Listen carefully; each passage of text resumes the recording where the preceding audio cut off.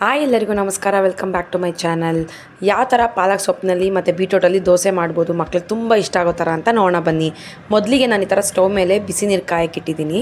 ಈಗ ಒಂದು ಪಾಲಕ್ ಒಂದು 10-15 ಎಲೆ ತೊಗೊಳ್ಳಿ. ಪಾಲಕ್ಕು ತೊಗೊಂಡು ಈ ಥರ ತಣ್ಣೀರಲ್ಲಿ ಚೆನ್ನಾಗಿ ತೊಳ್ಕೊಬೇಕು. ಪಾಲಕಲ್ಲಿರೋ ಮಣ್ಣೆಲ್ಲ ಹೋಗುತ್ತೆ. ಎಲ್ಲ ಆದಮೇಲೆ ಆ ಪಾಲಕ್ ಸೊಪ್ಪನ್ನ ಚೆನ್ನಾಗಿ ಆ ನೀರಿಂದ ಸೋಲಿಸ್ಬಿಟ್ಟು ಎತ್ಕೊಂಡು ಬಿಸಿನೀರಿಗೆ ಹಾಕಬೇಕು. ಬಿಸಿನೀರಲ್ಲಿ ಪಾಲಕ್ ಸೊಪ್ಪು ಒಂದು ಸ್ವಲ್ಪ ಚೆನ್ನಾಗಿ ಬೇಯಬೇಕು. ಒಂದು 5 ನಿಮಿಷ ಚೆನ್ನಾಗಿ ಬೇಯಿಸಿ ಕುದಿಬೇಕು ನೀರು ಅಲ್ಲಿವರೆಗೂ. ಸ್ವಲ್ಪ ಬೇಯಿಸಲಾದ್ಮೇಲೆ ಆಫ್ ಮಾಡಿ. ಈ ಥರ ನೀರಲ್ಲಿ ಕುದಿಸೋದ್ರಿಂದ ಅಕಸ್ಮಾತ್ ಸೊಪ್ಪಲ್ಲಿ ಯಾವ್ದಾರ ಹುಳ ಇದ್ರೂ ಅದು ಸತ್ತೋಗುತ್ತೆ. ಆ್ಯಂಡ್ ಇನ್ನೊಂದು ನೀರು ಚೆನ್ನಾಗಿ ಕುದ್ದಾದ್ಮೇಲೆ ಇದನ್ನ ಆಫ್ ಮಾಡಿಬಿಡಬೇಕು. ಆಫ್ ಮಾಡಾದ್ಮೇಲೆ ಒಂದು 5 ನಿಮಿಷ ಅದನ್ನ ಆರಕ್ಕೆ ಬಿಡಿ. ಆರಲ್ಲಾದ್ಮೇಲೆ ಆ ಪಾಲಕ್ ಸೊಪ್ಪನ್ನ ಎತ್ಕೊಂಡು ಮಿಕ್ಸಿಗೆ ಹಾಕಬೇಕು. ಮಿಕ್ಸಿಗೆ ಒಂದು ಅರ್ಧ ಲೋಟದಷ್ಟು ನೀರು ಹಾಕ್ಬಿಟ್ಟು ಚೆನ್ನಾಗಿ ಗ್ರೈಂಡ್ ಮಾಡಬೇಕು. ಅದನ್ನ ನೋಡಿ ನೀರು ಹಾಕೊಂಡು ಈ ಥರ ಪಾಲಕ್ ಸೊಪ್ಪಿನ ಪೇಸ್ಟ್ ಮಾಡಿ ಎತ್ತಿಟ್ಕೊಳ್ಳಿ. ಆ್ಯಂಡ್ ನೀವು ದೋಸೆ ಇಟ್ಟಿರುತ್ತಲ್ಲ, ಆ ದೋಸೆ ಇಟ್ಟಿಗೆ ನೀವು ಒಂದು ಸ್ವಲ್ಪನೇ ಹಾಕಬೇಕು.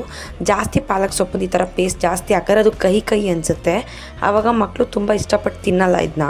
ಸೊ ಕಹಿ ಇರಬಾರ್ದು, ನೋಡ್ಕೊಂಡು ಹಾಕಿ, ಮಿಕ್ಸ್ ಮಾಡಿ ಲೈಟಾಗಿ ಹಾಕಿ. ಪಾಲಕ್ ಸೊಪ್ಪಿನ ಪೇಸ್ಟ್ನ ನೀವು ಫ್ರಿಜ್ಜಲ್ಲಿ ಕೂಡ ಇಟ್ಕೋಬೋದು. ಬಟ್ 1 ದಿನ 2 ದಿನ ಓಕೆ. ಬಟ್ ತುಂಬ ದಿನ ಇಡಕ್ಕೆ ಹೋಗ್ಬಿಡಿ. ಆ್ಯಂಡ್ ಮಕ್ಕಳಿಗೆ ಆದಷ್ಟು ಅವತ್ತೇ ಮಾಡಿ ಆವಾಗಲೇ ಮಾಡ್ಕೊಡೋಕ್ಕೆ ಟ್ರೈ ಮಾಡಿ. ನೆಕ್ಸ್ಟ್ ನಾನು ಬೀಟ್ರೋಟಲ್ಲಿ ದೋಸೆ ಮಾಡ್ತಾಯಿದ್ದೀನಿ, ಬೀಟ್ರೋಟ್ ದೋಸೆ. ಸೊ ಈ ಬೀಟ್ರೋಟ್ನ ನಾನು ಈ ಥರ ಲೈಟಾಗೆ ತುರ್ಕೊತಾ ಇದ್ದೀನಿ ಚಿಕ್ಕದಾಗೆ. ತುಂಬ ಜಾಸ್ತಿ ಹಾಕಕ್ಕೆ ಹೋಗ್ಬೇಡಿ, ಬೀಟ್ರೋಟ್ನ ಮಿಕ್ಸ್ ಮಾಡೋಕ್ಕೆ ಹೋಗ್ಬೇಡಿ ದೋಸೆ ಹಿಟ್ಟಿಗೆ. ಏನಕ್ಕೆ ಅಂದರೆ ಅದು ಸ್ವೀಟ್ನೆಸ್ ಜಾಸ್ತಿ ಬರುತ್ತೆ. ಒಂದೊಂದು ಮಕ್ಕಳಿಗೆ ಸ್ವೀಟ್ನೆಸ್ ಇಷ್ಟ ಆಗೋಲ್ಲ. ನನ್ನ ಮಗನಿಗೆ ಜಾಸ್ತಿ ಹಾಕೋರು ಇಷ್ಟ ಆಗಲ್ಲ. ಸೊ ಅದನ್ನು ಸ್ವಲ್ಪನೇ ಚಿಕ್ಕದಾಗಿ ತುರ್ಕೊಂಡಿದ್ದೀನಿ. ನೀವು ಬೇಕಾದರೆ ಬೀಟ್ರೋಟ್ನ ರುಬ್ಬಿಟ್ಟು ಕೂಡ ದೋಸೆ ಹಿಟ್ಟಿಗೆ ಮಿಕ್ಸ್ ಮಾಡ್ಕೋಬೋದು. ನಾನು ಚಿಕ್ಕದಾಗಿ ತುರಿದಿರೋ ಬೀಟ್ರೋಟ್ನ ದೋಸೆ ಹಿಟ್ಟಿಗೆ ಚೆನ್ನಾಗಿ ಮಿಕ್ಸ್ ಮಾಡಿಕೊಂಡು ಸೈಡಿಗೆ ಎತ್ತಿಟ್ಕೊಂಡೆ. ಸ್ಟವ್ ಮೇಲೆ ಹಂಚಿಟ್ಟಿದ್ದೀನಿ. ಹಂಚ್ಕಾದ್ಮೇಲೆ ನಾನು 1 ಸ್ಪೂನ್ ಎಣ್ಣೆ ಹಾಕ್ತಾಯಿದ್ದೀನಿ. ನೀವು ಎಣ್ಣೆ ಬದಲಾಗಿ ತುಪ್ಪ ಕೂಡ ಯೂಸ್ ಮಾಡ್ಕೋಬೋದು, ಬೆಣ್ಣೆ ಕೂಡ ಯೂಸ್ ಮಾಡ್ಕೋಬೋದು. ಅದು ಕೂಡ ತುಂಬ ಒಳ್ಳೆಯದೇ ಮಕ್ಕಳಿಗೆ. ಆ್ಯಂಡ್ ನನ್ನ ಮಗ ಇವಾಗ ಪಿಂಕ್ ದೋಸೆ ಬೇಕು ಅಂತ ಹೇಳ್ದ ಅಂತ ನಾನು ಫಸ್ಟು ಪಿಂಕ್ ದೋಸೆ ಹಾಕ್ತಾಯಿದ್ದೀನಿ. ನಾನು ತುಂಬ ದೊಡ್ಡದಾಗೆ ದೋಸೆ ಎಲ್ಲ ಹಾಕಲ್ಲ, ಬಿಕಾಸ್ ಮಕ್ಕಳು ಇಂಡಿವಿಜುವಲಾಗೆ ಕಲ್ತ್ಕೊತಾರೆ ಲೈಕ್ ಯಾವ ಥರ ತಿನ್ನೋದು ಅಂತ. ಸೊ ನಾವು ಚಿಕ್ಕ ದೋಸೆ ಹಾಕಿದ್ರೆ ಮಕ್ಕಳು ಸ್ವತಃ ಅವರೇ ಎತ್ಕೊಂಡು ತಿನ್ನೋಕ್ಕೆ ಸ್ಟಾರ್ಟ್ ಮಾಡ್ತಾರೆ. ನೀವು ತುಂಬ ದೊಡ್ಡ ದೋಸೆ ಹಾಕ್ಕೊಟ್ರೆ ನಾವೇ ಚಿಕ್ಕ ಪೀಸ್ ಮಾಡಿಕೊಡ್ಬೇಕಾಗತ್ತೆ. ಸೊ ಈ ಥರ ಚಿಕ್ಕ ದೋಸೆ ಹಾಕ್ಕೊಟ್ರೆ ಅವ್ರಿಗೊಂದು ಸ್ವಲ್ಪ ಅಟ್ರಾಕ್ಟಿವ್ ಆಗಿರುತ್ತೆ. ಆದ್ದರಿಂದ ಅವರೇ ಎತ್ಕೊಂಡು ಅವರೇ ತಿನ್ನೋಕ್ಕೆ ಸ್ಟಾರ್ಟ್ ಮಾಡ್ತಾರೆ. ಈ ಥರ ಗ್ರೀನ್ ಕಲರ್ ದೋಸೆ, ಈ ಥರ ಪಿಂಕ್ ಕಲರ್ ಮತ್ತು ಆರೆಂಜ್ ಕಲರ್ ದೋಸೆ ಅಂದರೆ ನಾನು ಕ್ಯಾರೆಟಲ್ಲಿ ಕೂಡ ದೋಸೆ ಮಾಡ್ತೀನಿ. ನೀವು ಇದೇ ಥರ ಪಾಲಕ್ಕು, ಕ್ಯಾರೆಟು, ಬೀಟ್ರೋಟ್ ಉಪಯೋಗಿಸಿ ಇಡ್ಲಿ ಕೂಡ ಮಾಡ್ಬೋದು. ಆ್ಯಂಡ್ ಚಪಾತಿ ಕೂಡ ನೀವು ಟ್ರೈ ಮಾಡ್ಬೋದು. ಮಕ್ಕಳು ಇನ್ನೂ ಇಷ್ಟಪಟ್ಟು ತಿಂತಾರೆ.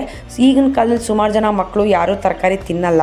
ಅಂಥ ಮಕ್ಕಳಿಗೆ ನೀವು ದೋಸೆಯಲ್ಲಿ, ಇಡ್ಲಿಯಲ್ಲಿ, ರೊಟ್ಟಿಯಲ್ಲಿ, ಚಪಾತಿಯಲ್ಲಿ ಈ ಥರ ಬೀಟ್ರೋಟು, ಪಾಲಕ್ ಸೊಪ್ಪು, ಕ್ಯಾರೆಟ್ ಈ ಥರ ತರಕಾರಿಗಳನ್ನ ನೀವು ಅವ್ರಿಗೆ ಗೊತ್ತಿಲ್ಲಂಗೆ ವೆರೈಟಿಯಾಗಿ ಮಾಡಿಕೊಟ್ರೆ ಅವ್ರು ಅದನ್ನ ಇಷ್ಟಪಟ್ಟು ತಿಂತಾರೆ. ಆ್ಯಂಡ್ ಅವ್ರಿಗೆ ಟೇಸ್ಟ್ ಡಿಫ್ರೆನ್ಸ್ ಇರುತ್ತೆ. ಆ್ಯಂಡ್ ಈ ಥರ ಕಲರ್ ಇರೋದ್ರಿಂದ ಅದು ಅವ್ರು ನೋಡೋಕ್ಕೆ ಅಟ್ರಾಕ್ಟಿವ್ ಆಗಿರುತ್ತೆ. ಇದು ಚಿಕ್ಕ ಮಕ್ಳಿಗೆ ಮಾತ್ರ ಅಲ್ಲ, ಈವನ್ ದೊಡ್ಡವ್ರು ಕೂಡ ಈ ಥರ ಮಾಡ್ಕೊಂಡು ತಿನ್ಬೋದು. ತುಂಬಾ healthy food and healthy recipe.